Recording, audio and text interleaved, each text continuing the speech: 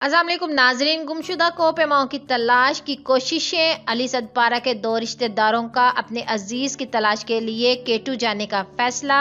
अली का कजन और भतीजा इम्तियाज और अकबर 24 घंटे कबल ही बेस कैंप पहुंचे थे। दोनों अब दोबारा गुमशुदा टीम की तलाश के लिए केटू का रुख करेंगे। गिलगित में गुमशुदा कोहपेमाओं की तलाश की कोशिशें। अली सदपारा के दो रिश्तेदारों का अपने अजीज की तलाश के लिए केटू जाने का फैसला। जी हाँ नाजरीन, तफसीलात के मुताबिक 4 रोज से लापता पाकिस्तान के अजीम कोहपेमा साजिद सदपारा और इनके दीगर साथियों की तलाश के लिए पीर के रोज पाक फौज की जानिब से किए गए सर्च एंड रेस्क्यू ऑपरेशन के दौरान भी कोई कामयाबी हासिल न की जा सकी। बताया गया है कि पीर के रोज मौसम की सूरत हाल कदरे बेहतर थी, जिसके बायस पाक फौज के सर्च एंड रेस्क्यू हेलीकॉप्टर के 2 पहाड़ पर ज्यादा बुलंदी पर गुमशुदा कोहपेमाओं की तलाश की कोशिश कर पाए। ताहम इस दौरान भी गुमशुदा कोहपेमाओं का कोई निशान न मिला। इस तमाम सूरत हाल में अली सदपारा के 2 रिश्तेदारों ने अपनी हैसियत में सर्च ऑपरेशन शुरू करने का फैसला किया। इस हवाले से अली सदपारा की मुहिमजोई की फिल्म बनाने वाले गैर मुल्की फिल्म मेकर की जानिब से सोशल मीडिया पर अहम पैगाम जारी किया गया है कि